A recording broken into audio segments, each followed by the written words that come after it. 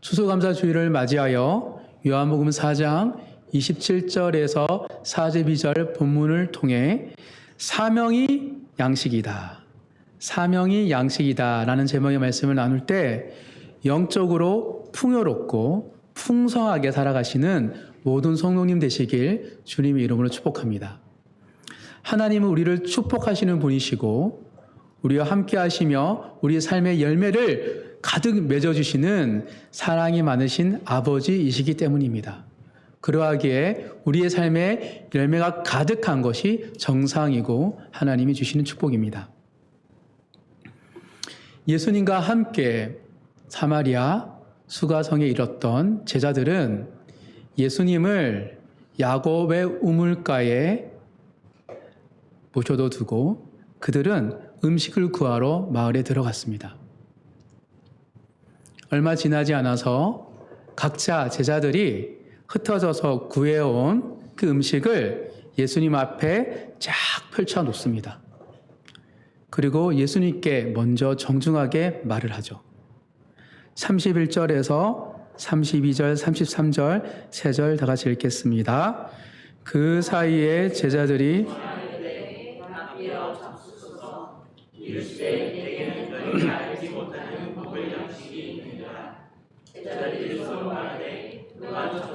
갖다 드렸는가 하니, 그런데 예수님께서는 내게는 너희가 알지 못하는 양식이 있느니라 라고 하십니다. 아니, 같이 식사하기 위해서 애써 음식을 구해왔는데 우리가 모르는 양식이 있다고 하시니 제자들이 깜짝 놀라 당황하죠. 그리고 어떨 것 같아요? 서운하고 섭섭한 마음이 듭니다. 왜냐하면 음식을 준비하고 그리고 식탁을 차린 사람 입장에서 볼 때 정성껏 음식을 구해서 장만해서 딱 차렸는데 나 지금 배고프지 않다라는 말을 들으면 맥 빠지기 때문입니다. 또한 나도 배고프지만 함께 먹으려고 참고 기다렸는데 누가 먼저 혼자 밥을 먹었다 그러면 정말 얄밉고 서운하죠. 화납니다. 따라서 제자들 입장에서 볼 때 예수님의 말씀은 굉장히 얄미운 말씀이에요. 내게는 너희가 알지 못하는 양식이 있느니라. 그래서 제자들은 애꿎은 사람에게 약간 화풀이하듯 이렇게 말하죠. 도대체 누구야? 누가 센스 없이 먼저 예수님께 음식을 갖다 드렸어? 누가 제일 먼저 왔어? 라고 서로가 누가 먼저 와서 음식을 줬는지 범인을 찾습니다. 그런데 범인은 찾을 수 없습니다. 왜죠? 주님은 어느 음식도 먹지 않았기 때문이죠. 여기서 한 가지 질문이 생깁니다. 예수님은 제자들에게 그냥 나에게는 먹을 양식이 있어 라고 말씀하신 되는데 얄밉게 굳이 내게는 너희가 알지 못하는 양식이 있다라고 얄밉게 말씀하시죠. 아니, 콩 한 조각도 나눠 먹는 사이 아닙니까? 그 사이에서 나만 따로 먹는 양식이 있다고 하니까 그 말을 들었던 제자들 입장에서는 기를 의심하면서 굉장히 충격이지 않았을까 생각합니다. 만약 여러분들이 예수님께 그런 말을 들었다면 기분이 어떠실까요? 예수님, 사마리아 수가성도 제가 처음 온 도시예요. 그래서 헤맸습니다. 하지만 열심히 음식을 구해왔습니다. 기다리신다고 배고프셨죠? 자, 저희가 이것저것 준비했으니까 자, 드세요. 저희도 따라 먹겠습니다. 우원아, 내게는 너가 모르는 양식이 있어서 나는 괜찮아. 라고 말한다면 저는 마음이 되게 상할 것 같아요. 약간 빈정상하듯이 상하면서 마치 예수님과 나의 사이가 굉장히 멀어진 것처럼 느껴질 것 같습니다. 예수님은 따로 음식을 가지고 다니셨나? 그런데 우리가 살면서 신앙생활 하면서 이런 경험을 종종 합니다. 이런 유사한 경험을 주님과 나 사이가 굉장히 멀어진 것 같은 나는 모르는 주님의 양식이 주님의 은혜가 있다는 사실을 깨달을 때가 있습니다. 예배를 드리는데 옆 사람은 친구는 은혜 받는데 나는 무덤덤합니다. 수련회 가서 친구는 눈물 콧물 쏟으면서 막 은혜를 받고 하나님 뜻을 안다고 나의 비전을 발견했는데 저는 시큰둥하고 집에 가고 싶다는 생각만 들 때가 그렇죠. 나만 모르는 은혜가 있는 것 같아요. 정말 어렵게 단기 선교를 갔는데 친구는 이 땅을 향한 하나님의 마음이 느껴진다고 차를 타면서 막 그 창틀에 손을 얹고 막 울고 있어요. 계속 막 진짜.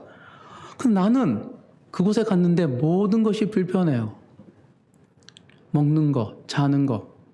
더욱이 그곳 사람들이 호감이 가지 않습니다. 제가 그런 적이 있어요.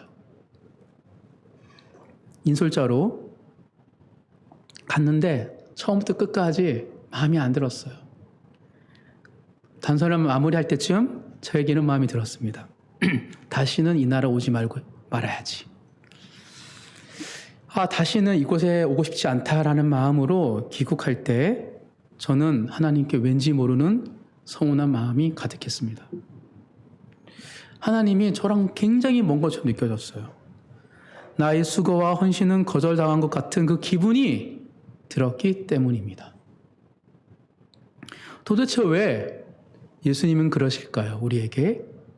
도대체 왜 예수님은 제자들의 수고와 헌신을 아셨음에도 땀 삐질삐질 흘리면서 열심히 음식을 구하였는데도 불구하고 너희가 알지 못하는 양식이 내게 있다라고 얄밉게 말씀하셨던 것일까?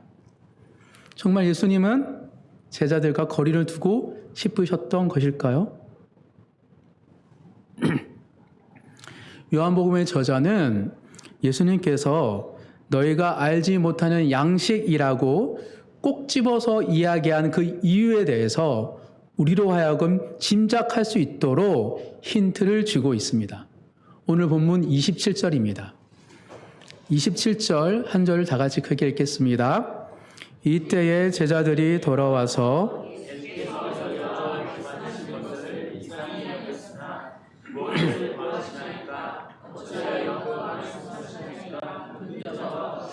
제자들이 음식을 구해왔을 때쯤에 제자들은 봤어요. 뭘 봤냐면 예수님과 낯선 사마리아 여인과 대화하는 걸 목격합니다. 그런데 어느 누구도 보고도 물어보지 않습니다. 무슨 말이죠? 무슨 뜻입니까? 주님이 드신 양식을 제자들이 모르는 이유가 뭐라고요? 그들이 예수님께 묻지 않았기 때문이에요. 너희가 모르는 양식이 내게 있으니 라고 예수님 꼭 집어서 얘기한 이유는 제자들이 보고도 묻지 않고 궁금해하지 않았기 때문에 주님이 먹는 양식을 그들이 몰랐던 것입니다. 예수님과 사마리아 여인과의 대화는 일반적이지 않습니다. 보통 유대인들이 길에서 남녀가 얘기도 하지 않을 뿐만 아니라 하물며 사마리아인하고는 상종조차 안 하기 때문에 정말 예외적인 사건이었습니다. 그래서 제자들도 이상하게 여겼어요. 근데 어느 누구도 예수님께 물어보지 않습니다. 보고도 못 본 척합니다. 사실 제자들의 반응은 매우 비정상입니다. 예수님, 무슨 일 있으세요? 왜 저 여인과 이야기하세요? 라고 다급하게 물어보는 게 지극히 정상이기 때문입니다. 따라서 예수님께서 왜 너희가 알지 못하는 이라는 말씀을 하셨는지에 대해서 질문하기에 앞서서 먼저 제자들은 도대체 왜 예수님께 질문하지 않았는지에 대해서 우리는 의문을 가져야 됩니다. 평소와 다른 행동을 할 때가 있잖아요, 우리가. 그런 행동을 했는데 보고도 못 본 척하는 건 어떤 거예요? 사실 가까운 사이에 특별하고 이상한 행동을 했는데 보고도 못 본 척하는 거는 상대방에게 불쾌한 겁니다. 전혀 관계없는 사람처럼 행동하는 것이기 때문이죠. 난 너와 상관하지 않겠어. 한마디로 제자들은 지금 주님의 사역에 들어가지 않습니다. 주님의 관심 쏟으시는 것에 무관심하고 무심한 척 행동하고 있기 때문입니다. 생각해 보세요. 여러분의 가족이, 또 우리 교회 성도들이 평소와 다른 나의 모습, 머리든 옷이든 어떤 모습과 행동을 봤어요, 분명. 나에겐 특별한 일이 있었거든요. 근데 보고도 가족이, 성도들이 보고도 못 본 척하고 물어보지 않는다면 여러분 기분이 어떠실 것 같으세요? 굉장히 외롭고 서운하고 우리 가족이 나랑 모르구나. 인생은 역시 혼자 사는 거야. 우리 성도들이 있는데 성도들이 나에게 관심이 없네 하는 생각이 들지 않을까요? 사랑하는 성도 여러분, 바로 여기에 우리들의 문제가 있습니다. 주님의 제자처럼 우리도 살아가기 때문입니다. 주님의 제자라고 말하고 주님의 제자로 살고 싶다고 말하면서도 우리는 선택적으로 주님께 묻고 반응하기 때문입니다. 사마리아 여인 같은 별 볼 일 없어 보이는 사람들에게는 관심을 가지지 않아요. 누가요? 그리스도인들이. 교회에서조차도. 주님께서 친밀하게 대해야 하는 것을 보고도 못 본 척합니다. 분명 예수님은 배가 고프셨어요. 근데도 배고픔을 잊을 정도로 예수님은 그 상기된 얼굴로 사랑스럽게 지금 누구에게, 사마리아 여인에게 대화를 하고 있는 걸 누가 제자들이 오면서 봤어요. 그런데 제자들은 대조적으로 배고픔에도 배고픔을 잊고 상기된 얼굴로 사랑스럽게 사마리아 여인과 이야기하는 예수님 모습과 대조적으로 제자들은 그 모습을 보자 불편한 기색으로 그 여인을 외면하고 있습니다. 그다지 내게 도움이 되지 않고 나와 격이 맞지 않다고 여기기 때문이죠. 이것이 바로 우리가 주님이 먹고 마시는 양식, 하늘 양식, 영의 양식을 모르는 이유입니다. 주님의 마음이 있는 곳에 관심을 두지 않고 묻지 않으니 어떻게 알 수 있을까요? 묻고 구하지 않는데 어떻게 풍성한 삶을 누릴 수 있다는 말입니까? 성경은 분명하게 말하고 있습니다. 너희가 얻지 못함은 구하지 않기 때문이라고. 지금 제자들은 구하지 않았기에 주님의 양식을 그들은 알지 못한 것입니다. 오늘 본문 말씀에서 제가 발견한 영적으로 풍성한 삶의 비결을 함께 나눌 때 예수님께서 이 땅에 오셔서 누리셨던 그 풍성함을 온전히 누리시는 모든 성도님 되시길 주님 이름으로 축복합니다. 내게는 너희가 알지 못하는 먹을 양식이 있느니라. 외면하고 묻지 않기에 영의 양식을 깨닫지 못하던 제자들에게 예수님은 차근차근 천천히 설명하십니다. 예수님의 말씀을 영의 양식을 누리는 비결이라는 제목으로 3가지로 나누도록 하겠습니다. 영의 양식, 하늘 양식, 하나님이 채워주시는 그 은혜를 온전히 누리기 위해서는 첫 번째, 하나님의 뜻과 하나님의 일을 알아야 합니다. 하나님의 뜻, 하나님의 일, 사명이 되겠죠. 사명을 알 때 우리는 영적으로 풍요로움을 누릴 수 있습니다. 예수님의 말씀입니다. 34절 다 같이 읽겠습니다. 예수께서 이르시되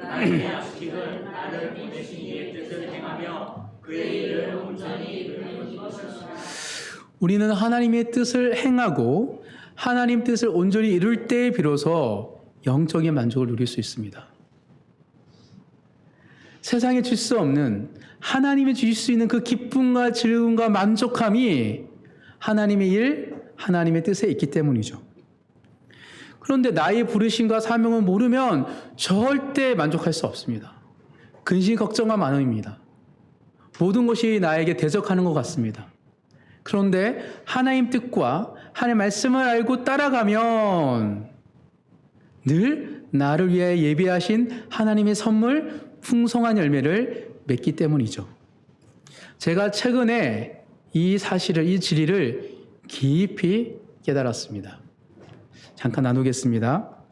제가 지지난주에 코로나에 걸린 이후에 코로나에도 걸렸고 또 제가 좀 가을을 좀 탑니다.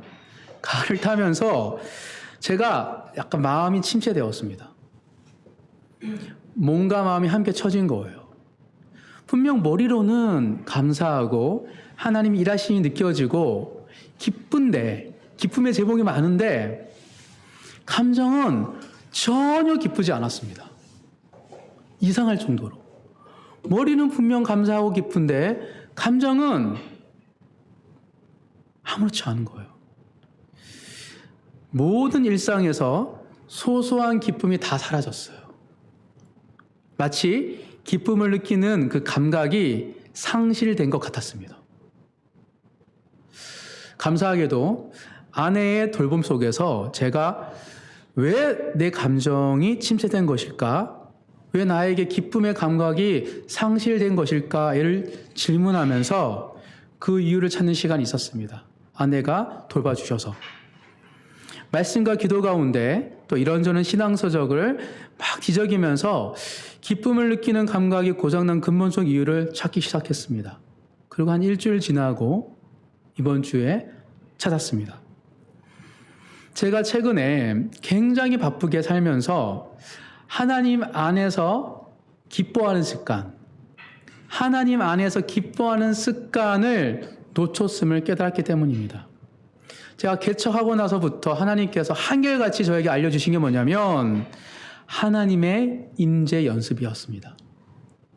성부, 성자, 성령 하나님의 깊은 사귐 가운데 나를 초청해 주신 하나님께서 그 하나님과 임재하는 그 연습, 그 시간을 가지기를 원하셔서 제가 부단히 때때로 하나님 지금 나와 함께 하심을 감사합니다. 내가 주님의 보좌 앞으로 나아갑니다. 라고 하나님과 함께하는 그 임재의 연습 시간을 가졌거든요. 그러면서 제가 존재만으로 사랑받고 있다는 사실을 몸으로 경험했습니다. 정말 저를 그냥 뭘 해서가 아니라 예쁜 짓을 하고 많은 걸 주님께 드려서가 아니라 그냥 나란 존재를 주님이 막 불러주시는 거예요. 성부, 성자, 성령 하나님 세 분이서 깊은 교제를 나누시는데 야 우원아 들어와 하면서 함께 하나님의 사랑을 나누는 그 몸으로 그런 걸 체험을 해왔습니다. 그런데 제가 한동안 너무 바빠서 하나님과 그 임재의 시간을 하지 않고 있었던 것이죠. 물론 말씀을 보고 묵상을 하고 기도를 합니다. 나의 필요, 하나님의 뜻이 무엇인지. 나의 뜻과 하나님의 뜻과 나에 대한 길에 대한 기도가 아니라 그냥 하나님께 머무는 것. 그 하나님의 품 안에 머무는 기도의 시간을 제가 가지지 않았다는 사실을 깨닫게 된 것이죠. 그 즉시 그 순간 주님 한 분만으로 저는 만족하기 원합니다.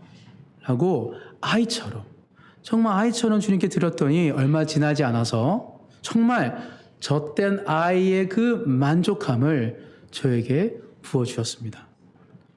정말 신기할 정도로 거짓말처럼 다시 기쁨을 느끼는 감각이 정상 작동하기 시작한 것이죠. 영상하도록 샘솟는 샘물은 누구입니까? 예수님이시죠. 근데 제가 예수님을 잃어버리고 예수님을 위한 일과 예수님께 주신 성취하신 일에서 기쁨을 찾으려고 했던 거예요. 다시 말하겠습니다. 우리에게 기쁨을 주는 원천은 주님이신데 제가 주님 한 분만으로 만족하는 그 시간을 가지지 않고 주님을 위해서 내가 해야 할 일, 주님의 나를 통하여서 이루신 일 속에서 기쁨을 찾으려고 했더니 서서히 기쁨이 메마르기 시작한 거예요. 오직 참된 기쁨은 주님 자체에서 흘러오기 때문입니다.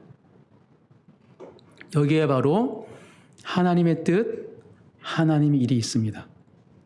우리를 향한 하나님의 뜻은 예수 그리스도, 메시아, 그리스도와 연합하여서 그 충만함을, 그 기쁨을 누리는 것이 하나님 뜻입니다. 왜 예수님 이 땅에 보내셨죠? 우리를 구원하시고 우리와 연합되기 위해서, 존재로 우리와 함께하기 위하여서, 우리의 마음을 성전되게 하시고 우리의 있는 곳을 하나님이 집되게 하시기 위하여서 오셨잖아요. 하나님 뜻은 예수를 통하여 하나님과 연합되는 것이 하나님의 뜻입니다. 그렇다면 하나님의 이름은 무엇입니까? 그 하나님 뜻이 온전히 이루어지는 것. 나뿐만 아니라 옆에 있는 성도들이, 모든 사람들이 예수님으로 말미암아 기뻐하는 그 하나님의 뜻이 온전히 성취될 수 있도록 수고하고 애쓰는 것이 하나님의 일인 것이죠.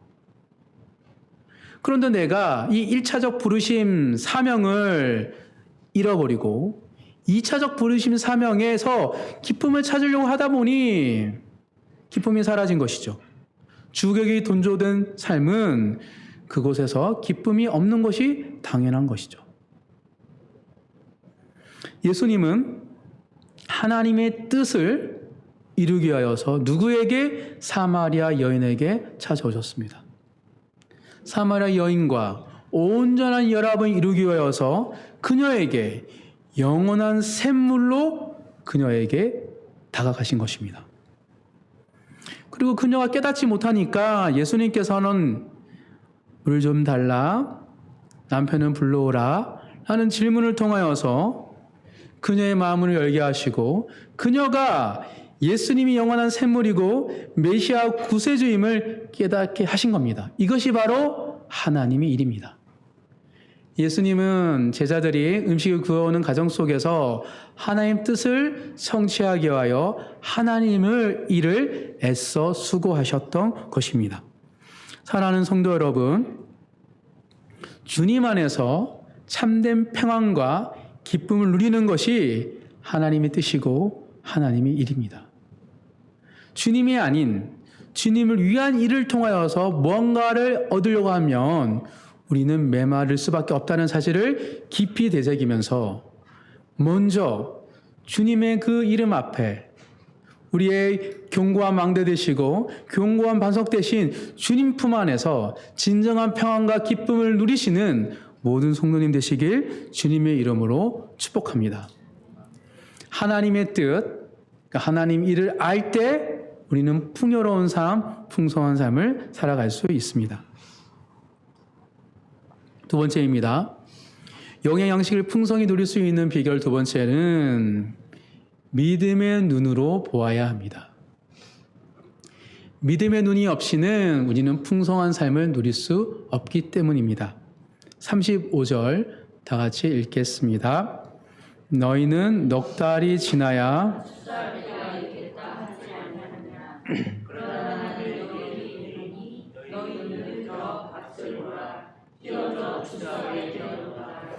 들판에 무르익어가는 곡식이 추수하기 위해서 넉 달이 필요했습니다.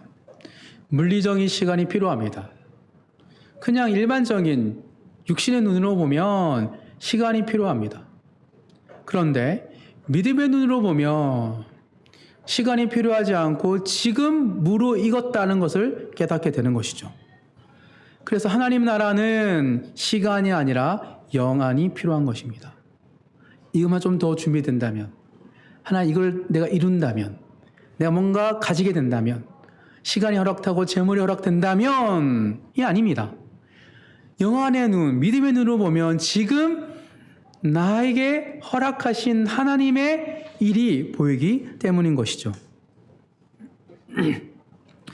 수없이 무르익어가는 하나님의 열매가 보이기 때문입니다.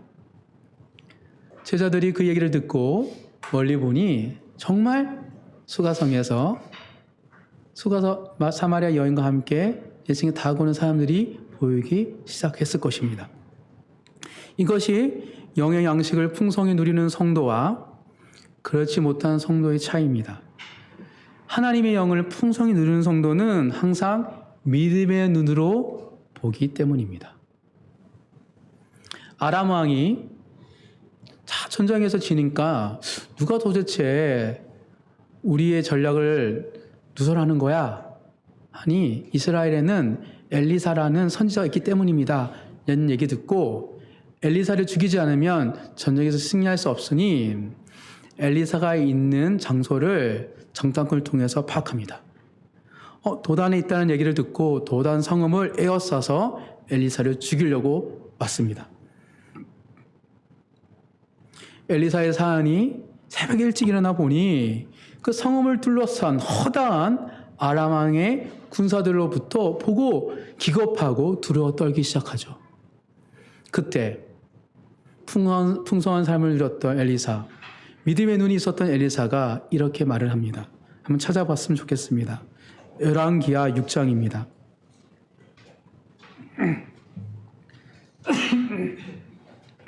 열왕기하 6장 16절, 17절. 열왕기하 6장 16절, 17절 두 절 다 같이 읽겠습니다.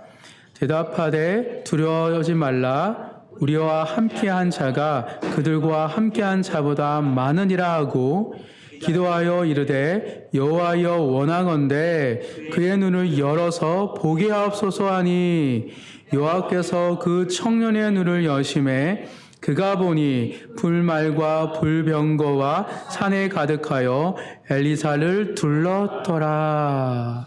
사랑하는 성도 여러분, 항상 믿음의 눈으로 보시기를 바랍니다. 더불어 내 안에 믿음의 눈이 없으면 주님 내 눈을 열어 믿음의 눈으로 보게 해달라고 간절히 기도하시는 모든 성도님 되시기를 간절히 소망합니다. 그때 우리를 둘러싼 하나님의 군대가 보입니다. 하나님의 천사, 하나님의 강권적인 오른손이 우리를 보호하고 우리 이끌었고 우리와 늘 함께 지키셨다는 사실을 깨닫게 될 줄 믿습니다. 더불어 우리 자신뿐만 아니라 예수님을 알지 못하여서 허덕이고 있는, 무르익어가고 있는 수많은 영혼들이 있음을 보게 됩니다. 그래서 믿음의 눈으로 본 사람들은, 성도들은 필연적으로 이런 기도를 할 수밖에 없다라고 예수님께서 말씀하셨습니다. 우리 마태복음 9장 찾아보겠습니다. 마태복음 9장 36절, 37절, 38절입니다. 마태복음 9장 36절, 37절, 38절 세 절 다 같이 읽겠습니다. 무리를 보시고 불쌍히 여기시니 이는 그들이 목자 없는 양과 같이 고생하며 기잠이라. 이에 제자들에게 이르시되 추수할 것은 많되 일꾼이 적으니 그러므로 추수하는 주인에게 청하여 추수할 일꾼들을 보내주셔서 하라 하시니라. 믿음의 눈을 뜨면 정말 기진하고 주님을 알지 못하여서 목자 없는 양처럼 헤매고 있는 수많은 영혼들이 보이기 시작합니다. 내 주위에, 내 가까운 사람 중에 예수님이 필요한 사람들이 보이기 시작하죠. 그들의 말을 듣다 보면 예수님을 나한테 알려줘 라고 들리기 시작합니다. 나로는 내가 살 수 없어. 나에게 희망이 없고 세상에는 꿈이 없는 것 같아. 뭐지? 나는 왜 살아야 되지? 라고 말하는 것처럼 들리기 시작하죠. 그러니 혼자서 이걸 감당하지 못하니까 일꾼을 보내야 달라고. 나뿐만 아니라 주위에 누군가와 함께 이 수많은 영혼들을 살리기 위해서 일꾼이 필요하다라고 기도하게 됩니다. 하나님께. 이것이 바로 믿음의 눈을 보는 사람들의 특징이라고 말을 하고 있습니다. 사랑하는 성도 여러분, 추수감사주일입니다. 추수감사주일을 맞이하여서 한 해 동안 여러분들에게 주신 하나님의 열매를 한번 계수해 보시기 바랍니다. 올 초부터 봄에, 여름에, 가을에 하나님이 나에게 뭘 주셨는지 감사노트와 일기와 큐티책을 통하여서 되새겨 보세요. 정말 하나님께서 우리에게 주시는 열매가 많다는 사실을 깨달을 것입니다. 더불어 믿음의 눈으로 우리와 함께 하시고 앞으로 우리와 함께 하실 현재 지금 일하고 계시는 하나님께 눈을 열어 드리기 바랍니다. 나의 시선이 아닌 주님의 시선으로, 나의 힘이 아닌 성령의 능력으로 지금 나에게 일어나는 일들을 바라볼 때 우리의 미래가, 우리의 내년이 희망차고 열정적이고 소망이 넘쳐나는 것을 발견하게 될 줄 믿습니다. 또한 우리 주위에 복음이 필요한 사람이 보이고 함께 복음을 전할 동역자를 찾게 되는 그 은혜가 여러분들의 가득하길 주님의 이름으로 축복합니다. 믿음의 눈이 있어야 풍성한 삶을 누릴 수 있습니다. 마지막 세 번째입니다. 영적으로 영의 양식을 풍성하게 온전히 누릴 수 있는 비결은 세 번째, 기쁨으로 복음에 참여해야 합니다.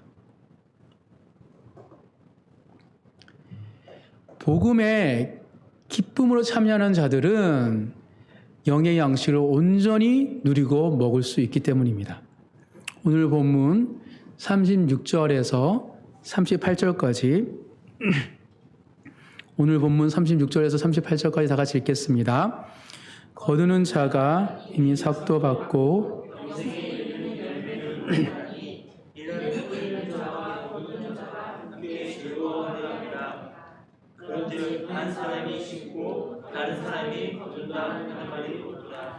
내가 너희로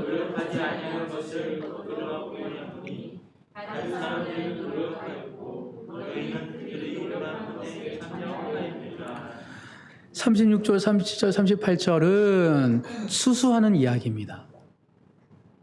내가 심지도 않은 것들을 추수하고 또 내가 뿌리고 있고, 근데 신기한 게 뭐냐면 오버랩돼요. 아니 뿌려야지, 자라야지 열매를 수확하는데 뿌리자마자 수확해요. 수확하자 뿌리고 있어요. 함께 그것이 일어나는 것, 그것이 바로 하나님이 역사하시는 하나님 때라고 성경 이야기하고 있습니다. 그러니 이 복음에 참여하는 자들은 어떤 기쁨과 즐거움이 있냐면 크게 세 가지가 있습니다. 첫 번째, 누가 심었고 누가 수확하냐를 두고 다투지 않습니다. 동시에 일어나기 때문에 다투지 않아요. 서운하지 않습니다. 아, 하나님 누구는 수확하는데 저는 뿌리기만 하네요 라고 서운해하지 않습니다. 왜? 동시다발적으로 일어나는 일들이기 때문에. 자기 지분과 자기 소유를 주장하지 않습니다. 단지 모두가 그냥 즐거워해요. 자기 맡은 일에. 복음의 씨앗을 뿌린 자도 뿌리지 않는 열매를 수확하는 자도 하나님의 나라에 동참한 것 그것만으로 기뻐하고 즐거워하기 때문입니다. 이게 첫 번째 특징입니다. 다투지 않습니다. 두 번째, 결실이 많고 적음에 따라 기쁨이 좌우되지 않습니다. 왜 누구는 저렇게 은혜가 넘치는데 저는 없죠? 왜 누구는 저렇게 승승장구하는데 저는 그렇지 않죠? 소유에 많고 적음에, 열매에 많고 적음에 기쁨이 좌우되지 않습니다. 눈앞에 보이는 것으로 성공과 실패를 나누지 않기 때문입니다. 지금 내가 보이는 것으로 성공과 실패를 나누는 것이 아니라 하나님 나라, 우리의 모든 수고가 하나님 나라의 창고에 들어가는 것을 알기 때문에 함께요 모든 사람과 잔치를 배설할 그날을 꿈꾸기 때문에 그냥 복음에 참여하는 것으로 내 안에 하나님 나라 임하고 말씀이 이해되고 말씀으로 살아가고 누군가를 사랑하고 누군가를 위하여 마음을 애쓰고 그 영혼이 잘 되기를 바라는 그 마음으로 기뻐하고 즐거워하는 거예요. 소유가 많고 적음에 따라서 기쁨이 좌우되지 않습니다. 마지막 세 번째, 혼자만의 힘으로 하려고 하지 않고 늘 함께 하려고 합니다. 복음에 참여하는 자들은 혼자 신앙생활하고 혼자 무언가를 이루려고 하지 않습니다. 내 힘으로 하는 것이 아님을 알기 때문입니다. 하나님 나라의 복음 사역은 연합을 통하여서 이루어지는 것을 분명히 알기 때문에 참여하고 동참하는 것, 내 은사로 나 달란트로 그 안에 같이 있는 것만으로 기뻐하고 즐거워하고 하기 때문입니다. 그래서 온전치 못한 이 땅에서 교회와 믿음 생활을 살기 때문에 불미스럽고 불편한 일들이 끊임없이 생깁니다. 근데 그걸 두려워하지 않습니다. 왜요? 복음으로 인하여서 하나 되는 그 영광을 기뻐하고 소망하기 때문입니다. 이렇게 다른 사람이 생각도 다르고 살아온 날도 다르고 꿈꾸는 것도 다른 사람들이 어떻게 하나가 되고 어떻게 한 마음을 품는 그 은혜가 너무 값지기 때문에 불편하고 불미스러운 일들 앞에서 힘들어하지 않고 늘 연합에 대해서 기뻐하고 즐거워합니다. 그래서 나누고 듣고 기다려주고 함께 걸어가는 것들에 대해서 신나하는 것이죠.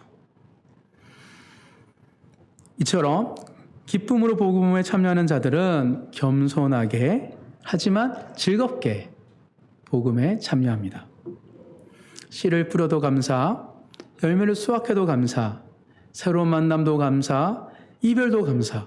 그 모든 것이 주님의 은혜이고 하나님의 나라의 확장임을 알기 때문입니다. 기쁨으로 복음에 참여함으로 말미암아 풍성한 삶을 살아가시는 모든 성도님 되시길 주님의 이름으로 축복합니다. 그런데 쉽지 않습니다. 영적 비결, 풍성한 삶의 비결을 듣고 알았음에도 불구하고 그래, 나는 제자들처럼 주님이 행하시는 것들을 보고도 못 본 척하지 않아야지. 교회에 와서 옆에 있는 사람들에게 질문하지 않고 궁금해하지 않는 그런 일들 하지 않아야지. 저 사람에게 하나님 뭘 일하셨을까? 하나님은 도대체 어디에 관심이 있을까? 귀를 쫑긋하고 듣고 묻고 기도하면서 하나님의 기쁨에 참여해야지라고 마음을 결단함에도 불구하고 풍성한 삶을 누리는 것도 쉽지 않습니다. 왜 그렇죠? 우리의 현실은 먹고 살기 바쁘고 복사기 때문입니다. 사마리아 여인은 예수를 만나 예수님은 떠나지만 사마리아 여인은 또다시 무거운 물 항아리를 짊어지고 땡볕에 물을 길러한 처지였습니다. 때론 제자들처럼 먹고 살기 위해서 가고 싶지 않은 마을, 사마리아 땅, 사마리아 성읍, 낯선 마을에 들어가서 음식을 구해야 할 때도 있습니다. 회사에서, 직장에서 마음이 많지 않지만 먹고 살기 위해서 내가 해야 되는 수고가 있는 거예요. 이처럼 생존하기 위해 삶의 짐이 너무 무겁고 버겁기 때문에 하나님의 뜻과 하나님의 일을 주일에 들었음에도 불구하고 잊고 살아가기 마련입니다. 그리고 믿음의 눈으로 봐야지라고 하지만 지금 나한테 없는 것, 현실적으로 주어지지 않는 것들에 대해서 마음을 빼앗깁니다. 또한 신앙생활이 기뻐야지, 즐겁게 복음에 참여하지라고 생각했음에도 불구하고 즐겁지 않아요. 나에게 도움이 되는 사람, 만나면 즐거운 사람, 힘이 되는 사람만 있으면 좋겠는데 그렇지 않기 때문이죠.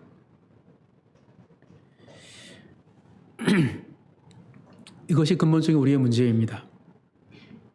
그럼에도 불구하고 오늘 본문에는 한 사람은 주님의 양식을 먹고 마셨습니다. 제자들조차 몰랐던 주님의 양식을 누가 먹었습니까? 바로 사마리아 여인이었습니다.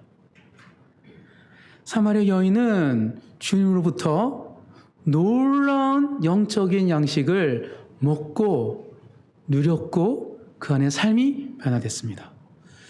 어떻게 사마리아 여인은 제자들과 달리 주님의 양식을 알고 먹었던 것일까요? 오늘 본문 28절, 29절, 30절 세 절 읽어보도록 하겠습니다. 여자가 물동이를 버려두고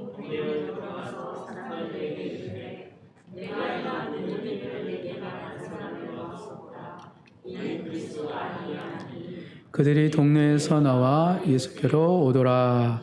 사마리아 여인은 주님을 만나 주님과 충분한 대화를 했습니다.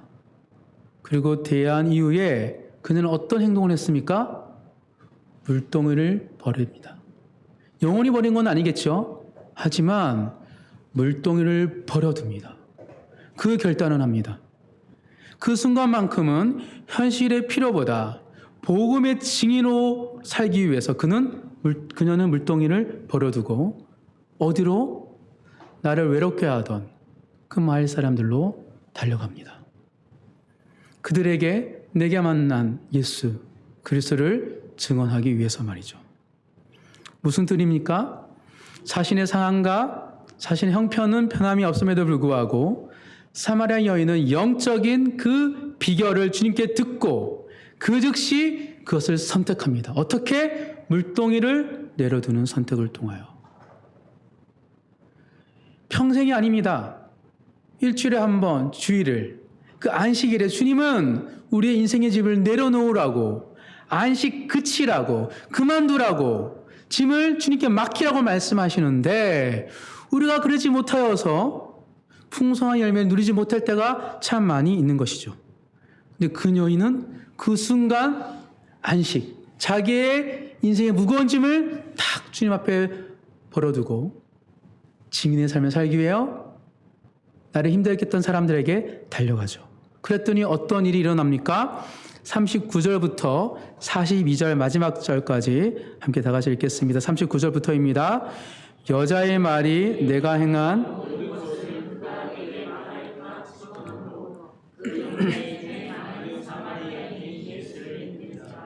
사마리아인들이 예수께 와서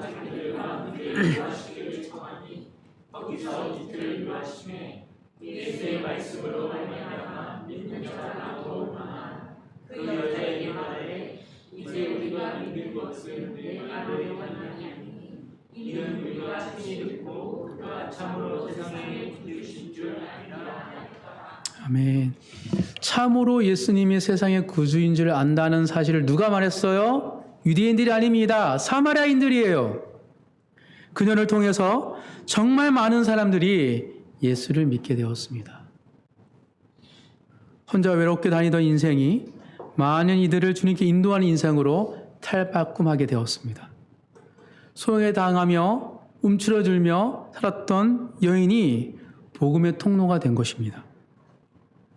그리고 더 나아가 여인 때문에 예수님 믿는 사람도 있었지만 더 많은 사람들이 예수를 직접 만나 사마리아 여인처럼 직접 예수님께 대화를 하고 예수님을 통하여서 예수님이 하나님이심을 아는 자들이 많아졌습니다. 무슨 뜻입니까? 동역자가 생겼다는 거예요. 나와 동일한 믿음, 함께 내가 만났던 예수님과 동일한 예수를 만났던 사람들이 많아진 거예요. 그는 더 이상 외롭지 않게 새로운 삶을 새로운 친구들과 살기 시작하게 되었습니다. 모든 깨어진 관계가 회복되고 새로운 관계로 맺는 그 축복을 누가? 그 여인이 예수님의 부르심 앞에 결단을 통하여서 풍성한 열매로 받게 되었음을 오늘 본문은 이야기하고 있습니다. 그렇게 이 여인은 사마리아, 또 수가 사마리아 성에 믿음의 일대가 되었습니다. 그래서 믿음의 1세대로 그 여인은 하나님 나라가 어떻게 우리 사마리아에 확장되는지를 보는 특권을 누리게 되었죠. 예수님이 죽으시고 부활하고 승천하신 이후에 사도행전에 보면 빌립 집사가 사마리아에 들어갑니다. 빌립 집사를 통하여서 사마리아 수많은 사람들이 복음을 영접하고 세례를 받습니다. 그 소식을 듣고 누가? 베드로와 요한이, 오늘 함께 있었던 베드로와 요한이 그 소식을 듣고 다시 사마리아로 들어갑니다. 그런데 성령을 못 받은 거예요.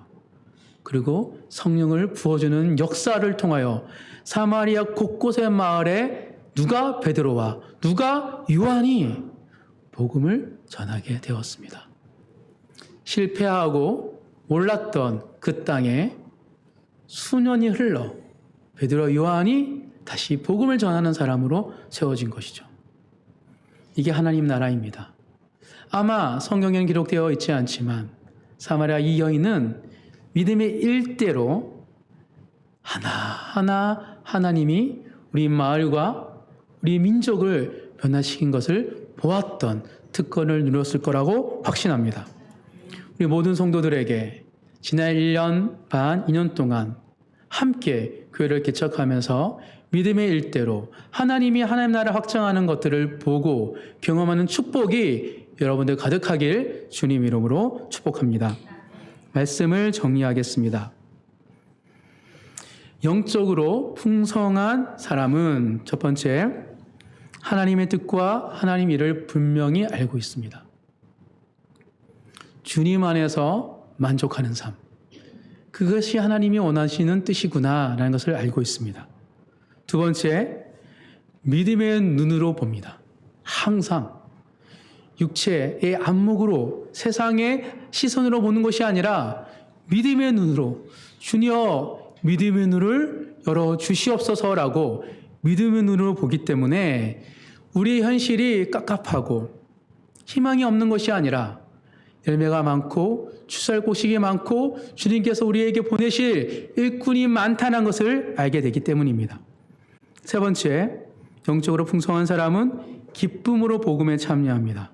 왜냐하면 복음의 역사는 사람을 변화시키고 깨어졌던 관계를 회복하고 나를 새로운 사람으로 세워주는 거기 때문에 늘 가슴 설레고 기쁜 것이죠. 이 세 가지 특징을 잘 기억하셔서 현실의 염려와 걱정을 온전히 주께 맡겨드리고 즉각적인 순종을 통해 영적으로 풍성한 삶을 살아가시는 모든 성도님 되시길 주님의 이름으로 축복합니다.